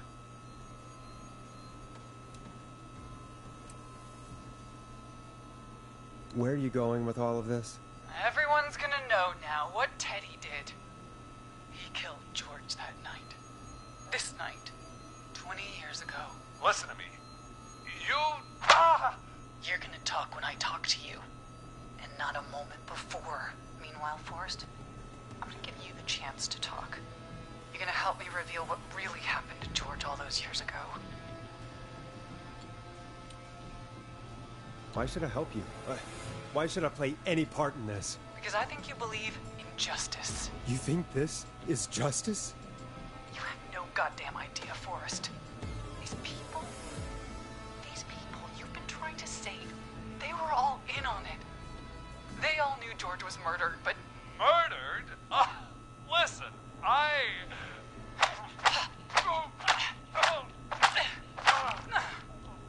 said you speak when you're spoken to. Now, I know you've done some good work tonight in piecing together what happened to George 20 years ago, and that's why I want you to interview us.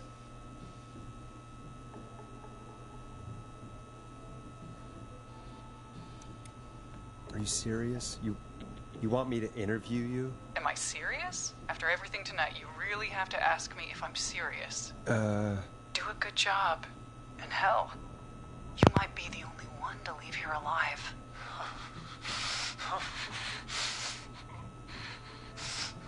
I need to drag this out. If I can buy Leslie time to get back to Gallows Creek, and if I can find out where Marie is, then this can end. Teddy, we'll start with you. Just, talk me through what happened that night. How did it start? how would I know? It was 20 years ago.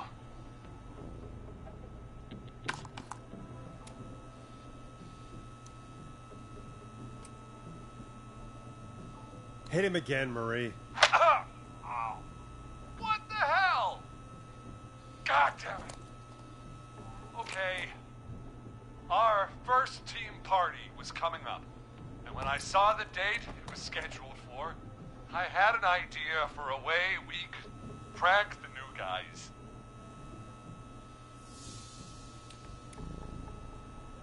I understand that kids in Gallows Creek know tonight as Whistling Night.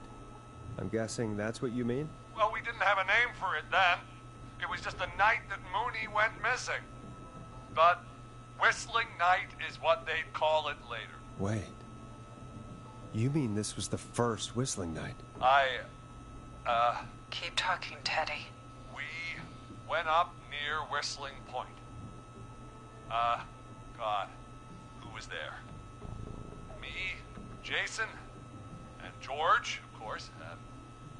But George didn't come alone. He brought Marie. About midway through the night, we put the prank into action. We looked up at the trees and saw Jason there, bloody, like he'd just been stabbed. And the Whistling Man, screaming.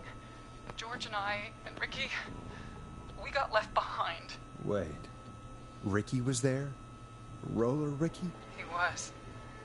And he was in on the whole thing.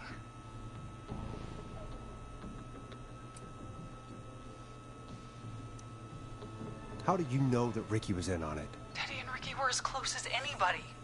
I can't believe for a second that Ricky didn't know the plan. I never told... Damn it! If Ricky had told us, if he just told us, he and George would both be alive still. Well, if Ricky weren't dead, we could have heard his side of the story. It was just a stupid prank.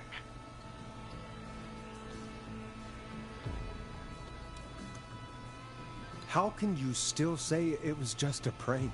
Oh, come on. Oh, God damn it. You made George think Jason had been murdered. He thought his best friend was dead. And so tonight you stabbed him for real? It's the role he wanted to play. Jason's still alive, Marie. He was with a friend. We talked her through how to stop the bleeding and got him professional help just in time. Oh. Well, shame he didn't have the good sense to die earlier. He's gonna regret that. Enough about him. Me and George took off running, but somehow we got separated in the woods. I ended up near the bottom of Whistling Point, and when I noticed George wasn't with me, I panicked. And then, I don't know how he snuck up on me, but the Whistling Man grabs me. I scream, and he starts laughing, telling me it's just a joke. I could stall for time here.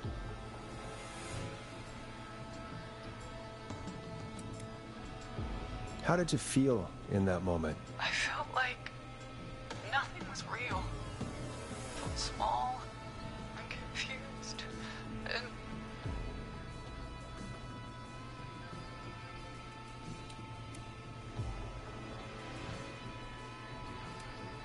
Tell me what happened next. I suddenly recognized it was Chuck. Chuck Brody was the Whistling Man, laughing away. But then he stops, and he's looking up at the top of Whistling Point. What was he looking at? Teddy, what happened next? Nothing. It was just... Teddy? George fell off Whistling Point.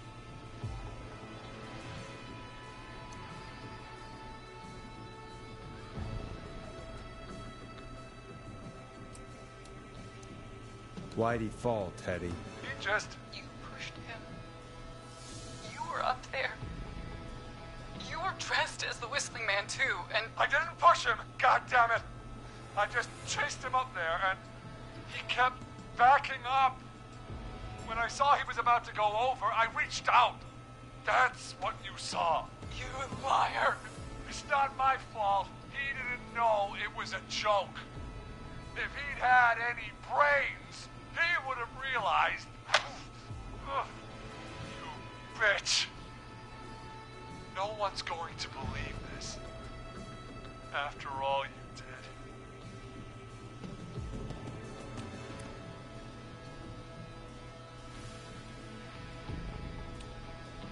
If she's lying, why the cover-up? My future was at stake, Ash.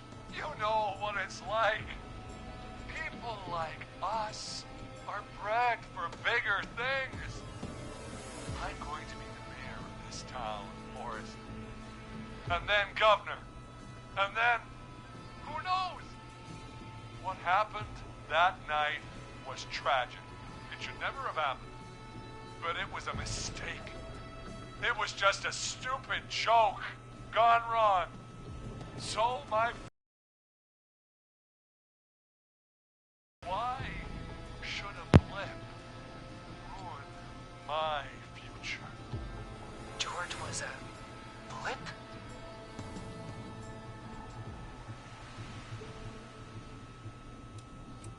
That's an evil thing to say, Teddy. That's the way it is.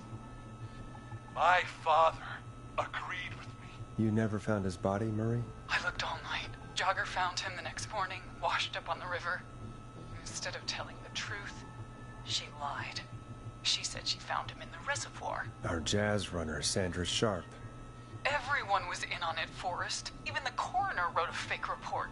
Said George was drinking, that he just got himself into trouble. And I saw. I'm sorry.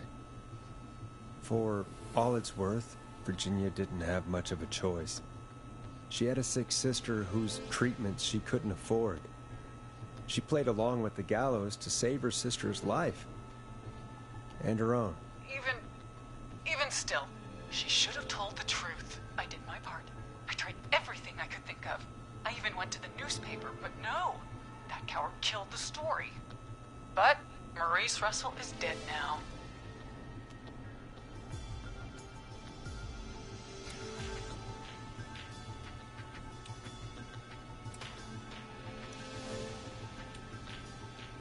When will the killing end, Marie? End? When does it end? You can't kill the world. This has to stop sometime. It has to. It never should have started. He shouldn't have pushed my George off a cliff. He should have been punished.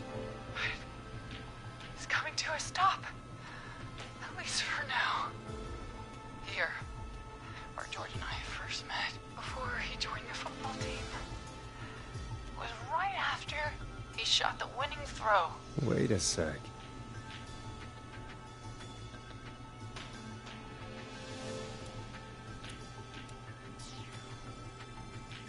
You're at the football field. Jesus Christ! Forrest, you idiot! We're in the gym at Gallows Creek High! I told you not to do that. Wait! He's dead too now, isn't he? He is. Anyway, I think that about wraps up the interview with Teddy. So... Marie? Where? Oh my god. Peggy! Teddy! Peggy. It's been so long since I've seen your face. I worried you wouldn't come. And here I was, thinking you'd forgot me. I'd never forget my own sister. What the hell? Peggy, what's happening? Why are you even there? Wanna explain, Peggy? Earlier, while you were speaking to Jason, I got a call. Do you remember? Well, it was from Dawn. She said that my sister Marie was there that night George died, and that I should come to the gym for a reunion. And when you walked in, you found out. That my sister is the Whistling Man. Good to see you too, Peggy. Why didn't you tell me any of this? She said that it was my last chance to see my sister. I knew if I told you, you'd try to stop me or come with me when we need you on the radio. And I just... I'm sorry. This has to be a lot for you. What happened to you, Marie? You just disappeared one day. Disappeared? I was thrown out, Peggy. I begged Mom and Dad to do something about what happened that night, but did they care? No, they told me to stay.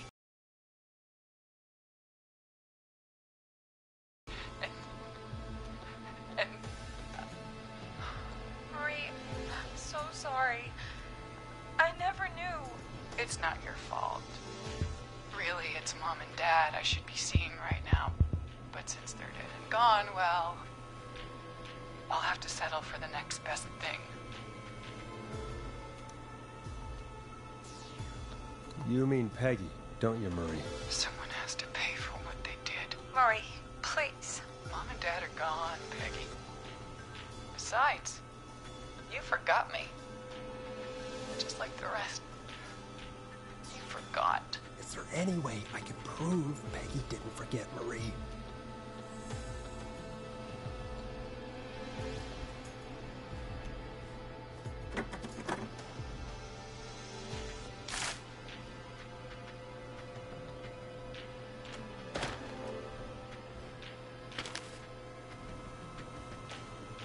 Marie, Peggy never forgot about you.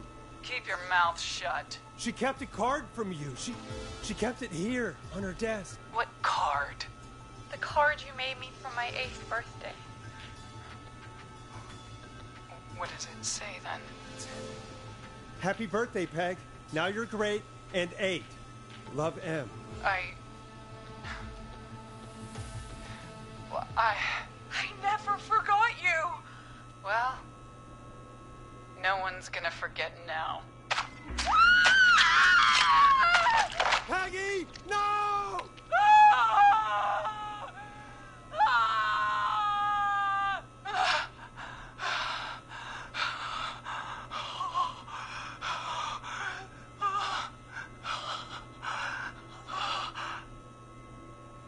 Henry, kill him.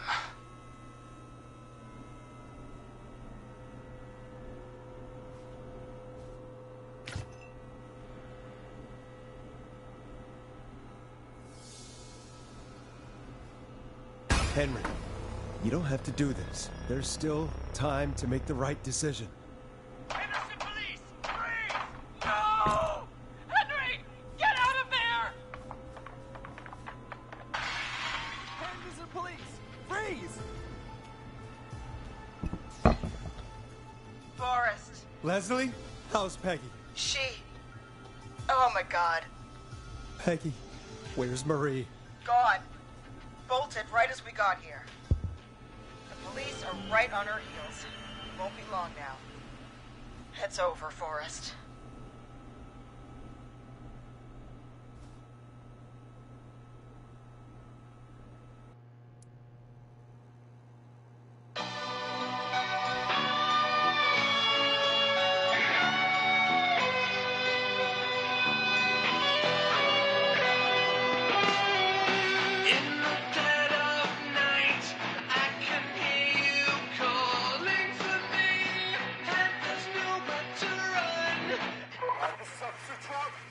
Come in. One suspect is in custody. Trail the other suspect into the nearby woods.